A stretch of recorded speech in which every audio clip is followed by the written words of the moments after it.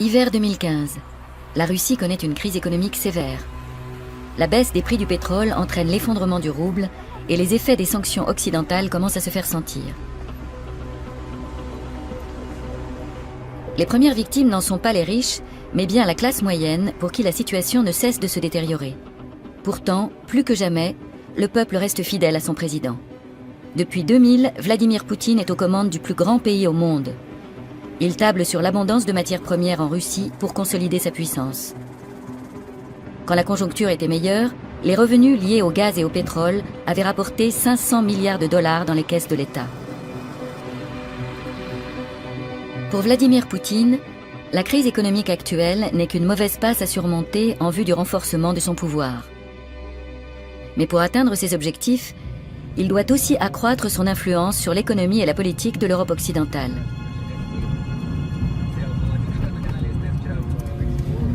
Les investissements russes dans l'Union européenne auraient-ils une visée politique? Les grands projets du Kremlin obéissent-ils à une stratégie ou se limitent-ils à des intérêts purement économiques?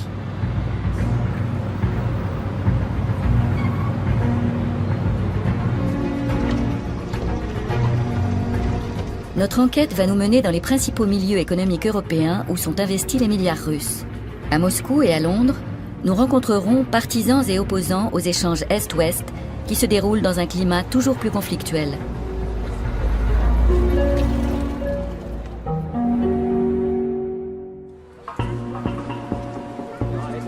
Octobre 2014. Dans la station balnéaire de Warnemünde se tient la Journée de la Russie. À la suite de l'annexion de la Crimée, les pays occidentaux ont pris des sanctions contre Moscou. Malgré cela, certains entrepreneurs et hommes politiques allemands et russes souhaitent maintenir le dialogue. L'invité de marque de ce forum est l'ancien chancelier allemand Gerhard Schröder. Mesdames et messieurs, nous savons combien la paix et la stabilité dans toute l'Europe sont essentielles à notre bien-être et à notre prospérité. C'est pourquoi un rapport de partenariat avec la Russie est important pour l'Allemagne, mais aussi pour toute l'Europe. Pour l'ancien chancelier, les relations commerciales créent des partenariats et instaurent la confiance, surtout en temps de crise. On dénombre 6000 entreprises allemandes actives en Russie et près de 1000 entreprises russes en Allemagne.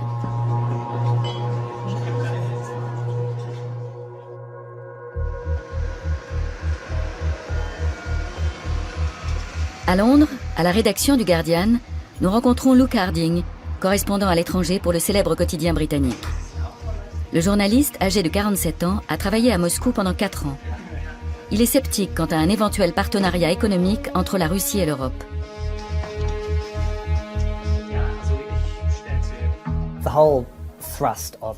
L'objectif principal du Kremlin, de la politique géoéconomique russe, est de diviser l'Europe. Dans cet esprit, la Russie conclut des accords de fourniture d'énergie avec l'Italie, elle construit le gazoduc Nord Stream avec l'Allemagne, elle fait miroiter aux Britanniques d'importantes privatisations à la City de Londres.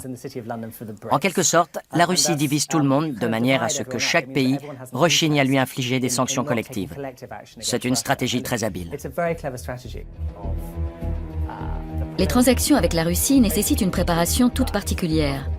Comme Luke Harding l'a démontré, dans le cas d'investissements en Occident, c'est souvent le Kremlin qui tire les ficelles. Quand vous faites des affaires, il vous faut ce que les Russes appellent krisha, c'est-à-dire un toit.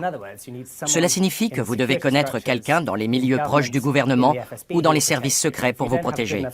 Si votre krisha n'est pas assez fort, on vous volera tout.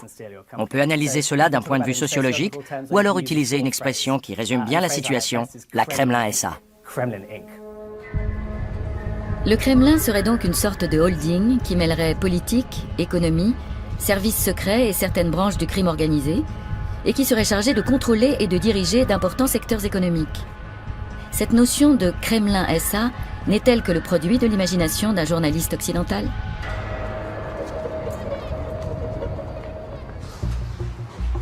Nous rencontrons Boris Nemtsov à Moscou en décembre 2014. Il a été successivement gouverneur de sa région, puis ministre et vice-président du gouvernement de Boris Eltsine. L'opposant politique libéral, assassiné le 27 février 2015, a exprimé ces dernières années des critiques toujours plus acerbes à l'égard du Kremlin. Porté par sa volonté de préserver la démocratie et la liberté, il en a oublié toute réserve. Je dirais que nous avons aujourd'hui un exemple typique de gouvernement mafieux. Vous avez au sommet de l'État des mafiosi, un cercle très restreint d'individus, qui vit sur le compte de cette mafia, qui dépend entièrement d'elle.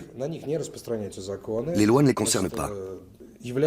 Poutine est-il lui-même un voleur? Je ne sais pas exactement comment fonctionne toute cette clique, mais je pense que son rôle est plutôt celui de Krisha, de protecteur des voleurs. La Russie, un État mafieux? Est-ce un jugement provocateur ou le fruit d'une analyse pertinente de Boris Nemtsov, l'opposant politique assassiné? Quant aux investissements russes dans l'Union européenne, présentent-ils un danger pour l'Europe occidentale?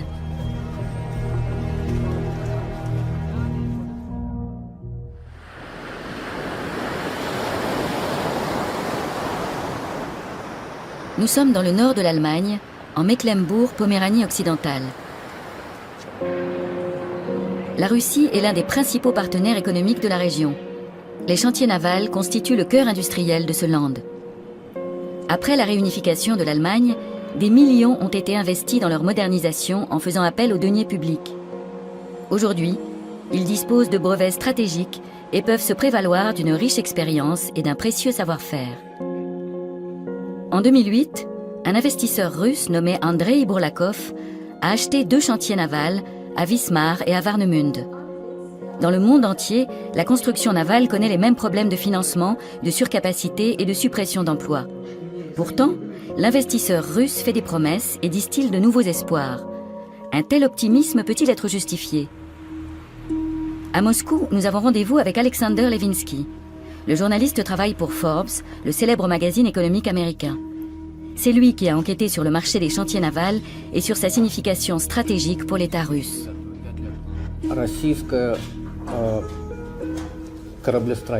L'industrie navale de la Russie était essentiellement orientée vers la marine de guerre. La situation dans le secteur civil était assez pitoyable. Il était par conséquent extrêmement intéressant pour la Russie de se doter de chantiers navals modernes, dans lesquels l'Allemagne a investi beaucoup d'argent. Tout comme il était très intéressant pour elle de bénéficier de transferts de technologie de la part d'entreprises occidentales. Mais les erreurs de gestion d'Andrei Bourlakov, soi-disant sauveur des chantiers, ajoutées à la crise financière internationale, ont mené les 2 chantiers allemands dans une zone de turbulence. En juillet 2009, soit 1 an après leur rachat, le propriétaire russe dépose le bilan. À peine 3 mois plus tard, arrive le 2e sauveur, lui aussi russe. C'est un jeune entrepreneur de 29 ans, Vitali Youssoufov. Il rachète les 2 chantiers pour 40 millions d'euros.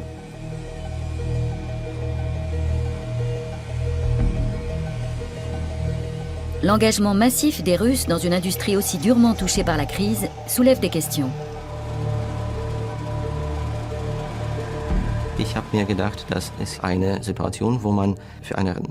Il m'a semblé que la situation nous permettait d'acquérir des sites de production exceptionnels à un prix relativement bas, avec la possibilité d'y développer par la suite une toute autre activité.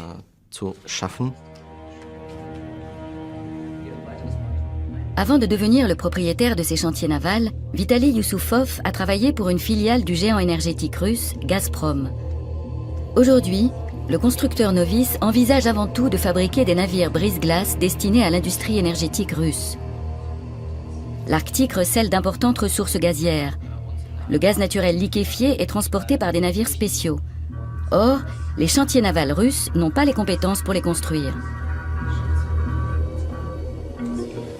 Lors de la journée de la Russie à Warnemünde, Vitali Youssoufov est présenté comme un investisseur modèle. Cette fois, le succès semble au rendez-vous. Mais Vitali Youssoufov est-il réellement le jeune entrepreneur habile qui s'est lancé seul dans cette entreprise risquée? Il suffit d'un regard sur son passé pour entrevoir des antécédents troubles et des liens inattendus.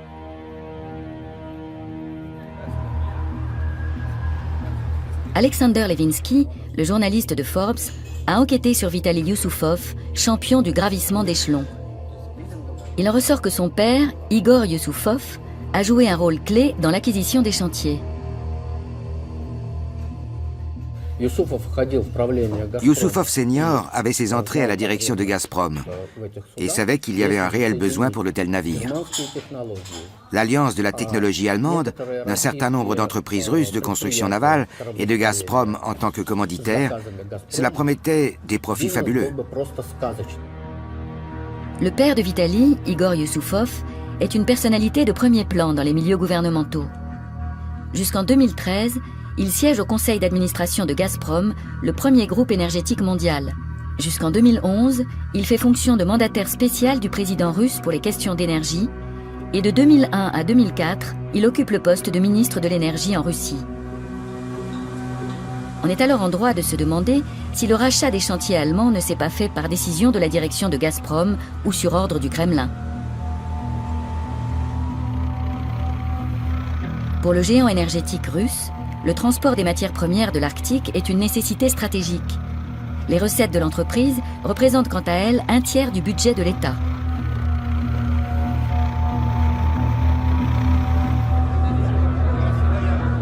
Lors de la Journée de la Russie, Vitali Youssoufov s'est présenté comme unique investisseur. Mais qui a bien pu offrir des millions à un entrepreneur de 29 ans pour une affaire aussi risquée? Est-ce son père, Igor, qui fait office de mécène et tire les ficelles en coulisses? Est-ce le Kremlin qui favorise les Youssoufov parce que le savoir-faire allemand en matière de construction navale est inestimable? Vitali Youssoufov réfute tout lien avec les milieux gouvernementaux. Ce genre de collusion est généralement largement surestimé. Dans mon cas personnel, comme dans celui de mon père, il n'y a pas eu de jeu d'influence.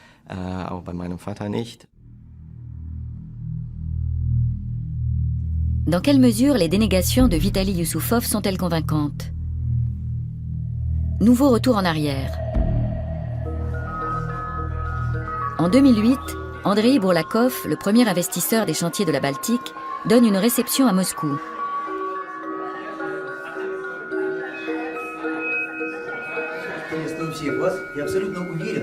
Les Youssoufov figurent parmi les invités. Igor, le père, fonctionnaire au Kremlin, insiste lors de son allocution sur la nécessité stratégique de construire des navires spéciaux pour l'exploitation des matières premières dans l'Arctique. À l'époque déjà, la rumeur prétendait que les Youssoufov et Andrei Bourlakov étaient associés depuis longtemps. Nous posons la question directement à Vitali Youssoufov en octobre 2014. Monsieur Bourlakov et votre famille étaient associés. C'est faux. Mais vous entreteniez des relations. Aucune relation. Ces liens dont font état la presse ont donc été imaginés? Parfaitement. Vous utilisez le terme qui convient. La presse crée souvent de toutes pièces ce genre de liens qui n'ont aucun fondement. Les témoignages divergent. Bourlakov a déclaré à plusieurs reprises qu'il connaissait Youssoufov père depuis plus de 15 ans. Pourquoi Vitali nie-t-il toute relation entre Andrei Bourlakov et les Youssoufov? Que fait Igor, le père, à Wismar en 2008, ici aux côtés d'Andrei Bourlakov, avant que sa famille ne reprenne les chantiers en été 2009? La présence d'un haut fonctionnaire du Kremlin à la réception d'Andrei Bourlakov à Moscou n'est-elle également que le fruit du hasard?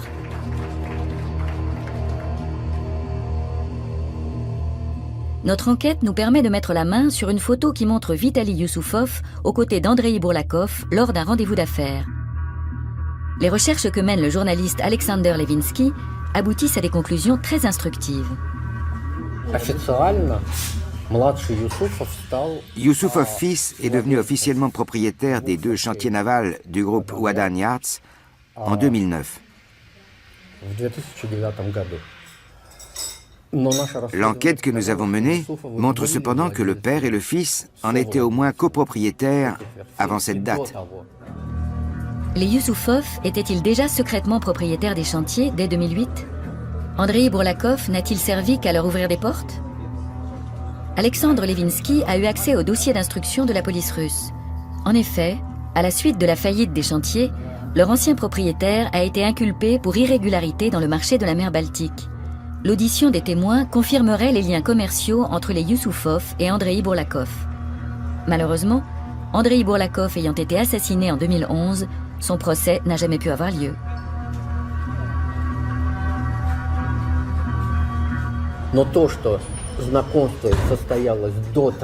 Le fait qu'ils se connaissaient avant que Yusupov fils n'investisse dans les Wadan Yards, l'ancien nom des chantiers navals, est pratiquement attesté par les éléments du dossier pénal. Les petits secrets des Yusupov sont-ils censés dissimuler les liens existants entre des intérêts commerciaux privés et les stratégies du Kremlin? Le savoir-faire des chantiers de la Baltique est un atout majeur sur le marché mondial de l'énergie, qui pourrait s'avérer décisif dans l'exploitation des ressources gazières de l'Arctique. Les recettes en résultant ne renfloueraient pas uniquement les caisses de l'État, elles permettraient également au maître du Kremlin de consolider son pouvoir.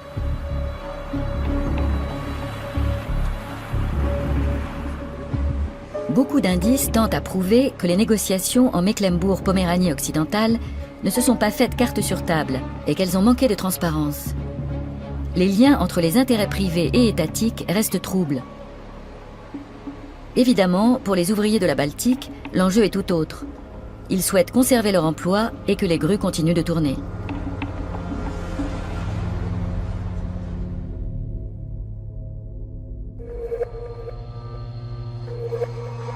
Nous nous rendons à présent à Munich. Pendant près de 17 ans, Boris Reitschuster a travaillé comme correspondant à Moscou. Selon sa théorie, le Kremlin opère une sorte de conquête de l'Ouest à coups de millions. Cela concerne d'après lui un groupe restreint de personnalités haut placées. C'est une question de proximité vis-à-vis du président, de fidélité et de loyauté. Comme dit un dicton sud-américain, pour mes ennemis, la loi, pour mes amis, tout le reste. Vladimir Poutine partage avec certains grands patrons et hauts gradés de l'armée et des services secrets l'ambition de voir la Russie rejoindre le cercle des grandes puissances politiques. Dans cette optique, il n'hésite pas à honorer des requêtes privées.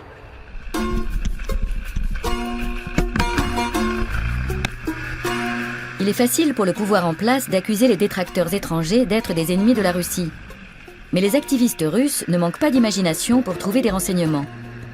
Ils prennent même de la hauteur, au sens propre, pour vérifier dans quelles conditions vit l'entourage de la Kremlin SA.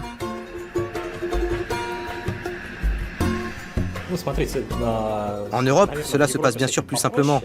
Mais chez nous, dès l'instant où un fonctionnaire s'achète un terrain et y fait construire son palais, il l'entoure d'une clôture de 4 mètres de haut, à travers laquelle on ne voit rien. Les militants appartiennent au cercle du célèbre défenseur des droits civiques, Alexeï Navalny. Ils enquêtent sur les personnalités devenues riches du jour au lendemain et sur les soupçons de corruption, puis publient les résultats de leurs recherches sur Internet.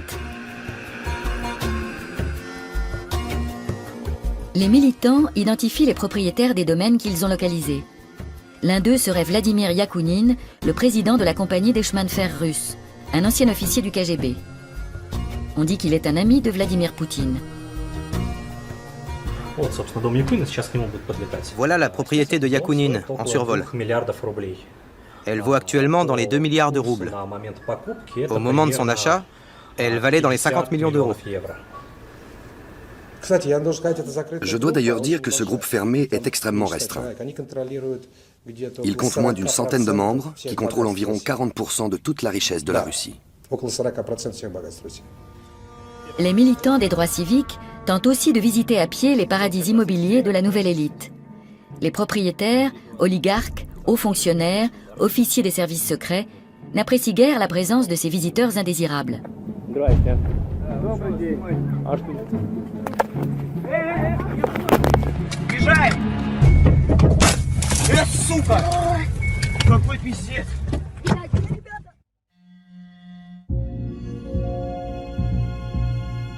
Sous le règne de Vladimir Poutine, les services de sécurité sont devenus l'épine dorsale du pouvoir. En Russie, on les nomme les siloviki, les hommes forts.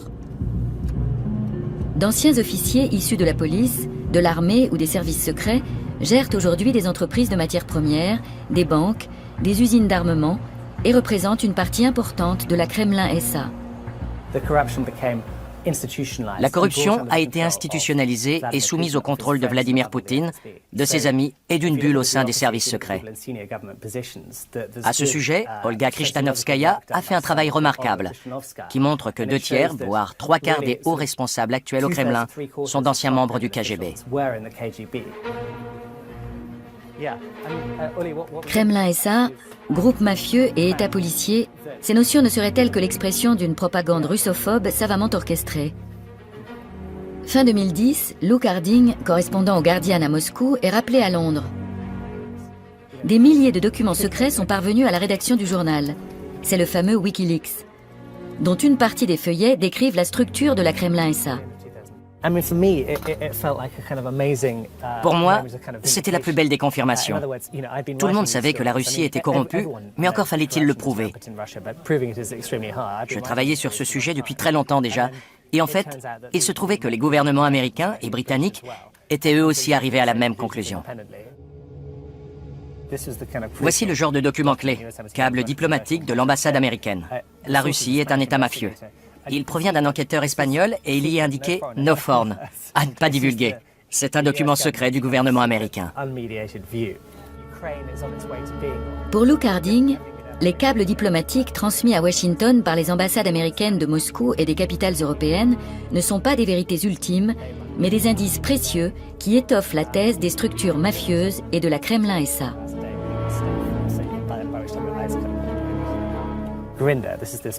José Grinda, le procureur espagnol, a déclaré qu'il considérait la Biélorussie, la Tchétchénie et la Russie comme des États mafieux. Il affirme que dans ces pays, il est impossible de différencier les activités du gouvernement de celles du crime organisé, parce qu'elles sont parfaitement identiques. Dans les dossiers de Wikileaks, Luke Harding trouve 3000 documents secrets relatifs à la Russie. Il écrit plusieurs articles sur le sujet, ainsi qu'un livre intitulé « Russie, État mafia ». La réaction du Kremlin ne se fait pas attendre. Lors de son retour à Moscou, il se voit refuser l'entrée dans le pays.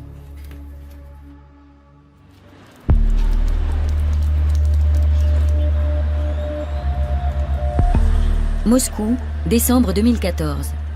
Cette atmosphère de crainte et de méfiance ne règne pas qu'au sein des médias étrangers. Le journaliste moscovite Mikhail Zygar connaît parfaitement les limites de la liberté de la presse en Russie. Il est rédacteur en chef de la chaîne de télévision indépendante Dojd, plateforme critique appréciée surtout des jeunes.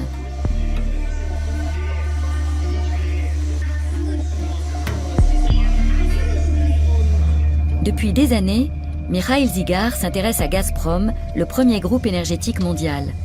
Dans les années 90, l'entreprise a été le berceau de l'enrichissement personnel des dirigeants et fonctionnaires du parti. Aujourd'hui, d'après Mikhail Zygar, il est avant tout pour Vladimir Poutine un instrument de pouvoir dont l'objectif est bien clair. Son objectif essentiel est de faire en sorte que l'Europe dépende de Gazprom, et donc de la Russie. C'est comme la serrer dans ses bras pour mieux l'étouffer. Gazprom ou le remède miracle de Vladimir Poutine. Les recettes du géant gazier permettent d'équilibrer le budget de l'État. Ces bénéfices, qui se chiffrent en milliards, financent la construction de gazoducs vers l'Occident. Gazprom fournit à l'Allemagne, à l'Italie et à l'Autriche jusqu'à 60% de leurs besoins énergétiques. En Europe de l'Est, la Bulgarie, la Pologne et l'Ukraine sont pratiquement entièrement dépendantes des livraisons russes.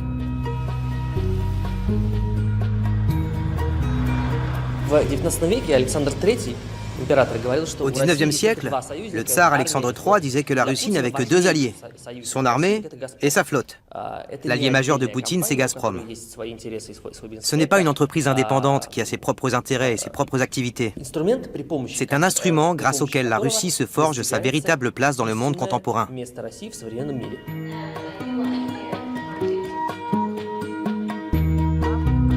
Elmar Brok a été président de la Commission des Affaires étrangères au Parlement européen. Depuis des années, ce spécialiste de l'Europe de l'Est dénonce les liens étroits qui unissent responsables politiques et économiques en Russie. Les Russes veulent jouer d'influence. Ils cherchent à limiter les possibilités d'action de l'Europe. C'est pour ça qu'ils investissent systématiquement dans les domaines liés à la sécurité et qu'ils prennent des parts dans des entreprises bien spécifiques. Ils procèdent ainsi à grande échelle dans les pays baltes, en Serbie, dans les Balkans, mais aussi dans des pays membres de l'Union européenne. Ils n'agissent pas uniquement dans un intérêt économique. Ils ont une stratégie politique claire. C'est un fait que nous avons trop longtemps occulté.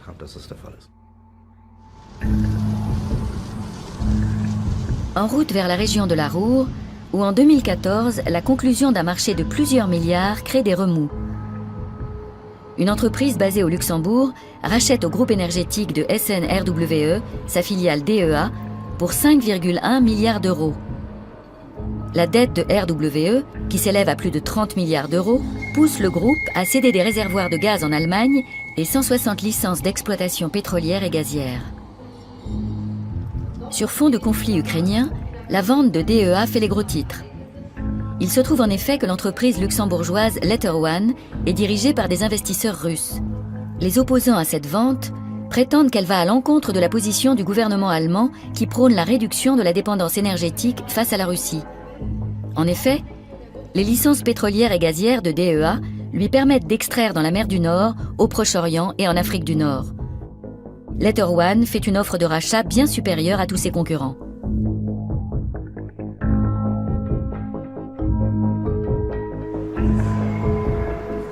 Pour Oliver Krischer, député écologiste spécialiste de l'énergie, les sommes mises en jeu parlent d'elles-mêmes.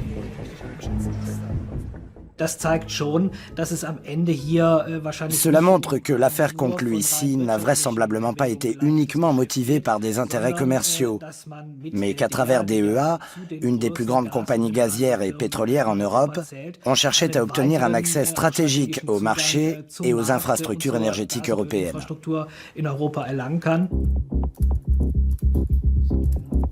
Que sait-on au juste à propos de Letter One ? Mikhail Friedman, un oligarque discret, l'un des plus riches entrepreneurs russes, a créé cette société avec un associé. Il doit sa fortune au plus grand groupe industriel et financier russe, le groupe Alpha. D'anciens dirigeants du groupe travaillent au sein du cabinet présidentiel sur la Place Rouge. Dès le début des négociations, la commission des affaires économiques du Bundestag avait émis de sérieuses réserves quant à cette vente.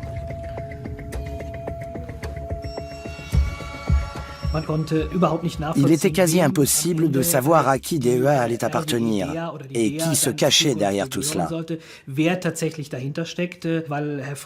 M. Friedman avait fait état d'une structure de propriété particulièrement complexe. On parlait d'un montage financier à 10 niveaux. L'acheteur officiel de DEA est la société Letter One.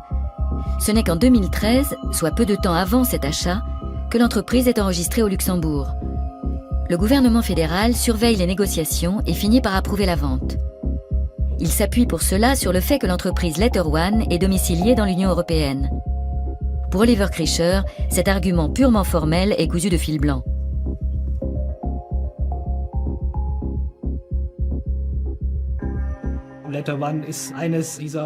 Letter One est une holding domiciliée au Luxembourg. Or, la question n'est pas de savoir où se trouve le siège social d'une entreprise, mais plutôt de savoir qui, en fin de compte, en est le véritable propriétaire, qui prend les décisions. Pour cette raison, je trouve l'argument de la domiciliation européenne utilisé par le gouvernement fédéral vraiment risible. Le gouvernement fédéral aurait-il négligé certaines considérations de sécurité politique et approuvé la vente car RWE avait besoin rapidement de fonds pour assainir la situation financière du groupe ? Les réserves de gaz de DEA auraient pu permettre de parer aux arrêts impromptus de livraison de gaz de l'Est, et elles auraient pu contribuer à constituer la réserve stratégique de gaz que préconise l'Allemagne. Le gouvernement fédéral aurait dû se préoccuper davantage de savoir qui sont les véritables décideurs et qui sont les véritables propriétaires de l'entreprise. En fin de compte, on se demande si dans le cas de DEA, la politique menée ne va pas à l'encontre des intérêts de l'Allemagne et de l'Union européenne. Quand je pense que pour des raisons de sécurité politique, le président Obama a empêché il y a 1 an et demi la vente de parcs éoliens à la Chine. Or, ce ne sont que des broutilles comparées à ce qui s'est passé en Europe. Cela montre bien que cette affaire aurait dû être prise bien plus au sérieux. Le milliardaire moscovite n'utilise-t-il les faiblesses économiques du fournisseur d'énergie allemand que pour acquérir une entreprise intéressante à bas prix ? Ou cette affaire masque-t-elle une volonté du Kremlin d'accroître son influence économique dans un pays phare de l'Union européenne ? Dans le cas de Mikhail Friedman et des oligarques, il peut s'agir d'obéissance servile. Ils connaissent parfaitement les intentions de Vladimir Poutine. Quand ils mènent une telle transaction, ils obtiennent des points de bonus auprès du tsar ou de l'empereur, comme ils le nomment. La question est de savoir s'ils ont vraiment besoin d'instructions. Mais en cas de doute, le Kremlin n'est jamais bien loin. Dans toutes les grandes entreprises, siègent des membres des services secrets pour qui il suffit de passer un coup de fil ou de donner un conseil discret qui ne laisse aucune trace écrite. C'est aussi ce qui rend si difficile la quête d'éléments à produire en justice. Le rachat de DEA par Mikhail Friedman pourrait encore réduire l'indépendance énergétique de l'Occident si les tensions avec Moscou s'accroissaient. Pour le moment, il n'y a aucune garantie que les entrepreneurs privés n'agissent pas sur ordre du Kremlin.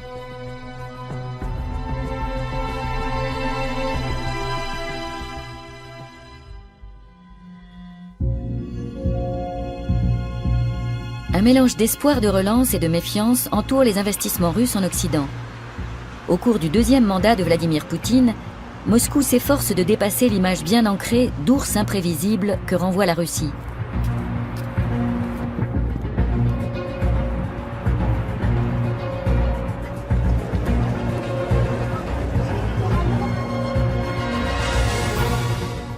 En 2006, Gazprom signe un contrat de sponsoring avec le club de football allemand Schalke 04. À l'époque, le club est criblé de dettes et c'est l'occasion pour le Kremlin, grâce aux géants énergétiques, de soigner son image. Anton Oresh est journaliste sportif à Moscou. Passionné par tout ce qui touche au football d'élite russe, il garde un œil affûté sur les liens qui se tissent entre le sport et la politique. Je pense que c'était très important à un certain stade pour l'image de la Russie et pour permettre à notre géant de l'industrie du gaz et du pétrole de se développer en Occident. Pour que, lors des grands événements, qui sont toujours suivis par des millions de spectateurs, on puisse voir le logo de l'entreprise, pour que les gens s'y habituent, au même titre que d'autres entreprises et des banques qui y participent. Depuis 2006, Moscou verse tous les ans plusieurs dizaines de millions d'euros au club de football allemand. Si le montant exact reste secret, il est bien à 8 chiffres. Depuis des années, le journaliste Jens Weinreich observe les agissements du Kremlin qui investit dans le football pour gagner la sympathie des supporters occidentaux. Ses enquêtes minutieuses sur la corruption dans le sport et son instrumentalisation politique lui ont apporté une grande renommée. Selon lui, le Kremlin mène un projet politico-sportif de grande envergure.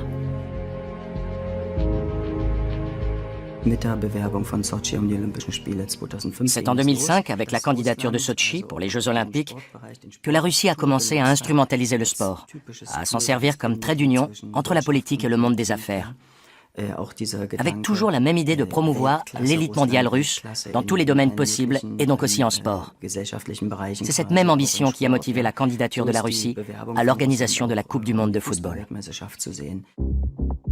Les millions de Gazprom permettent aussi à la Russie de sponsoriser la Ligue des champions de l'UEFA. Et cerise sur le gâteau, la Coupe du monde de football 2018 aura lieu en Russie. Des proches du chef du Kremlin sont désignés à la tête des principales associations de football. Sergei Foursenko, un ancien voisin de datcha de Poutine, est nommé en 2010 président de la Fédération de Russie de football et devient membre d'une commission au siège de l'Association internationale de football, la FIFA. Si vous prenez la liste de nos principaux responsables, vous verrez que nombre d'entre eux se sont connus parce que leurs datchas dépendaient toutes de la même coopérative. C'est ainsi que Foursenko a rencontré Poutine, il y a des années. Ils sont devenus amis, et c'est ainsi qu'il s'est retrouvé à la tête de notre fédération de football, alors qu'il n'avait aucune qualification pour devenir dirigeant dans le monde du football. Les Coupes du monde de football font partie des événements les plus médiatisés au monde. La puissance émotionnelle du spectacle et une organisation parfaite sont le décor idéal pour une campagne d'image de marque. D'après les enquêtes menées par Jens Weinreich, les candidatures pour les très grands événements sportifs donnent toujours lieu à des soupçons de corruption. Le 2 décembre 2010, à Zurich, a lieu l'annonce de l'octroi de la Coupe du monde de football 2018. En 2018, la Coupe du monde FIFA sera organisée par la Russie. Mais les milieux bien informés en Russie connaissaient déjà depuis longtemps le nom des organisateurs.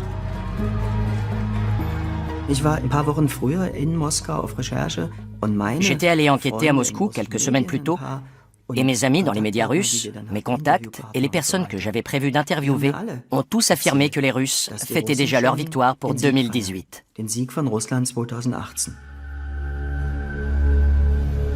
Les rumeurs quant aux pratiques douteuses dans l'attribution de l'organisation de la Coupe du monde 2018 soulèvent la question suivante. Est-ce l'argent du Kremlin qui a permis à la Russie d'accueillir la prestigieuse compétition? Après une enquête interne, la FIFA rejette ces allégations. Je suis intimement persuadé que l'attribution de la Coupe du Monde a été obtenue de façon frauduleuse. Est-ce que je peux dire qu'elle a été achetée? D'un point de vue juridique, je peux l'affirmer d'un point de vue général parce que je n'implique personne ni aucune institution. Quoi qu'il en soit, l'attribution de la Coupe du Monde 2018 n'a en aucun cas suivi l'ordre normal des choses. En dehors de certains indices, il n'existe actuellement aucun élément de preuve incontestable susceptible d'être produit en justice pour confirmer les propos de Jens Weinreich. Pour les supporters du Schalke 04, la Coupe du Monde est encore loin. Ce qui compte pour le moment, c'est la force de leur équipe. Des études menées par Gazprom montrent que l'aide apportée au club de la Ruhr a permis d'accroître la notoriété et le capital de sympathie du groupe russe auprès du public.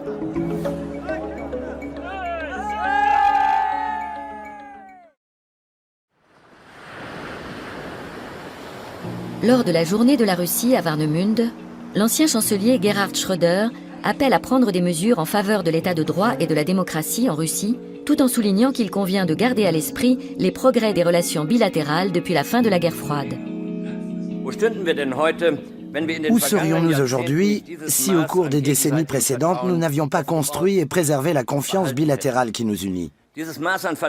C'est bien cette confiance qui a permis à l'Allemagne de se réunifier et à l'armée russe de se retirer des États de l'ancien bloc de l'Est. Retour en arrière. En 2001, au plus fort de l'amitié russo-européenne, on se prend à rêver d'une maison commune européenne. Pour la première fois, un président russe prononce un discours devant le Parlement allemand.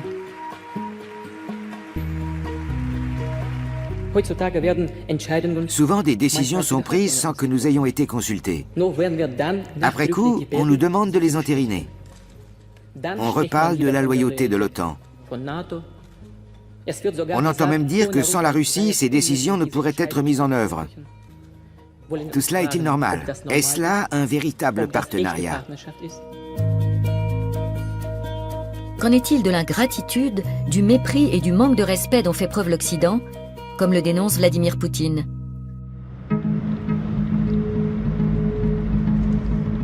Nous nous rendons en Bavière pour rencontrer un expert de la politique russe. À la fin des années 90, Alfred Koch a été vice-premier ministre de Russie, chargé de la privatisation de l'économie. Pendant de nombreuses années, cet homme politique libéral a formulé de vives critiques à l'encontre du régime du Kremlin. Alfred Koch vit en Allemagne depuis 2013. Souvenez-vous, en décembre 2011, on a commencé à assister à de grands rassemblements. Et en mai 2012, l'un de ces rassemblements a été violemment réprimé. Depuis, on emprisonne les militants qui y ont participé. Dès lors, j'ai compris qu'il n'y aurait aucune démocratisation ni aucun rapprochement avec les libéraux sous Poutine. Il n'a pas choisi délibérément de s'installer au bord du Chiemsee. Une procédure douanière à son encontre est en cours en Russie. Selon Alfred Koch, il ne s'agit que d'une manœuvre du Kremlin visant à l'intimider. Même s'il critique violemment la politique russe, Alfred Koch considère que l'Occident tient une part de responsabilité importante dans les tensions en Europe. Après la défaite de la Russie à l'issue de la guerre froide, l'Occident s'est comporté avec elle comme avec l'Allemagne au lendemain de la Première Guerre mondiale. Il a refusé de l'intégrer, alors même qu'il existait en Russie un puissant mouvement favorable à l'intégration, y compris lors du premier mandat de Poutine. L'Occident ne l'a accueilli ni au sein de la communauté européenne, ni au sein de l'OTAN, dans aucune structure.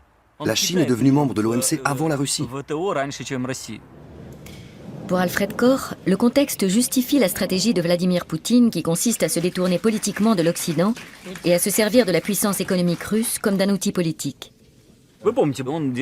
Rappelez-vous, il a multiplié les signes d'amitié.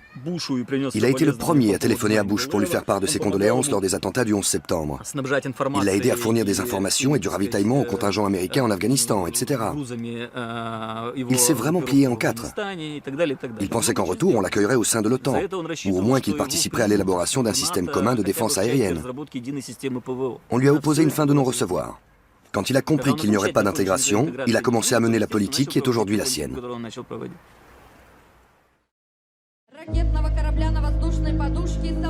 Le conflit ukrainien est bien la preuve que la Russie opte désormais pour la confrontation plutôt que pour la collaboration. En 2014, c'est avec une parade militaire que Poutine célèbre officiellement l'annexion de la Crimée à Sébastopol. La flotte joue un rôle prépondérant dans sa politique de démonstration de force. En 2011, la Russie conclut un contrat spectaculaire avec la France qui doit lui fournir son bâtiment de guerre le plus moderne, le Mistral. Son prix, 1,2 milliard d'euros. Ce navire est capable d'assurer le transport rapide et facile d'hélicoptères, de blindés et de troupes. Il faut se rappeler que le chef de la marine russe avait dit, avec un bâtiment comme le Mistral, pour attaquer la Géorgie, on n'aurait pas mis 26 heures, on aurait mis 40 minutes. Et il faut que les Français prennent conscience que ce n'est pas simplement un équipement mineur avec une armée qui a beaucoup de moyens, c'est un outil majeur de déstabilisation de pays aux frontières de l'Europe. Le marché de l'armement est à l'origine de bien des conflits en Europe occidentale. Il divise aussi les esprits en France. Toutefois, ce contrat assure des centaines d'emplois dans les chantiers de Saint-Nazaire. Lorsqu'en 2014, l'Union européenne décide de sanctions contre la Russie, la vente des navires de guerre ne figure pas dans l'embargo de vente d'armes qui vient d'être instauré. L'Europe est très divisée par rapport à la Russie. La France a réussi, dans les sanctions européennes, à faire qu'il y ait un embargo sur les ventes d'armes, mais sur des nouveaux contrats, pas sur des contrats qui étaient déjà engagés. Ce qui est assez ridicule, parce qu'on sait que des contrats d'armement, ça prend toujours beaucoup de temps.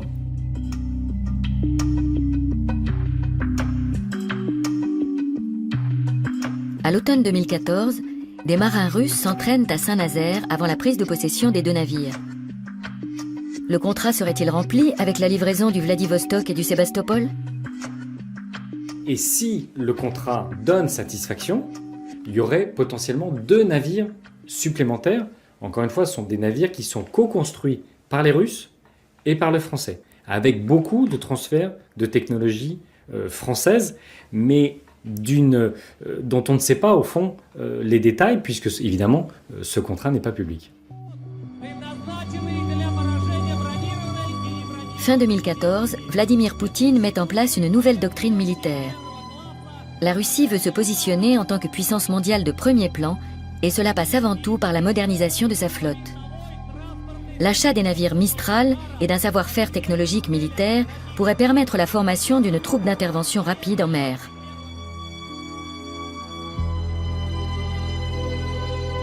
Si la France annulait la commande, elle serait contrainte de s'acquitter d'une énorme amende pour rupture de contrat. D'après les sondages, la majorité des Français se prononcent en faveur de la livraison des vaisseaux. Même le Front National y est favorable. Que si le Front National flirte avec Poutine, c'est parce que Poutine a décidé de financer une partie de l'extrême droite européenne, y compris le Front National, et que son objectif, c'est de faire que l'Union européenne cesse d'être le garant de la démocratie, des droits de l'homme. Depuis l'annexion de la Crimée, la situation politique en Europe a considérablement évolué. La France suspend jusqu'à nouvel ordre la livraison des 2 bâtiments de guerre.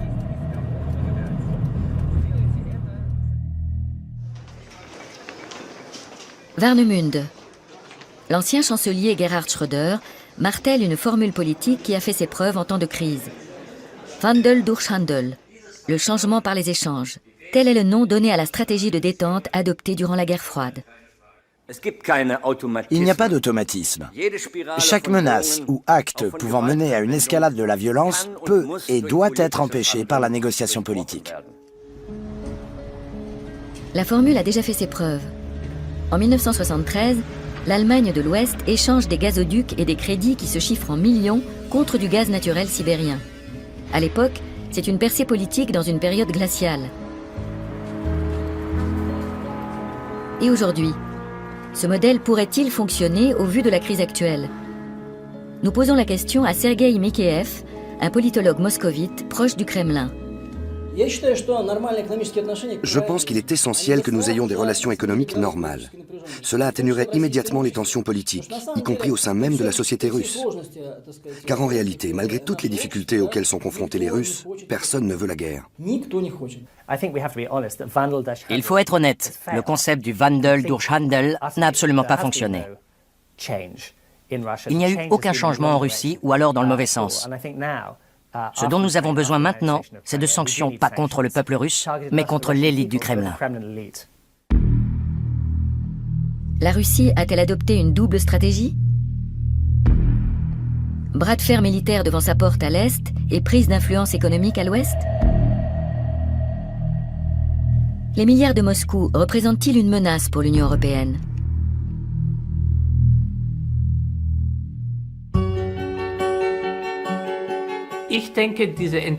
Cette conception russe d'une économie agressive et contrôlée s'importe chez nous et prend racine peu à peu en Europe.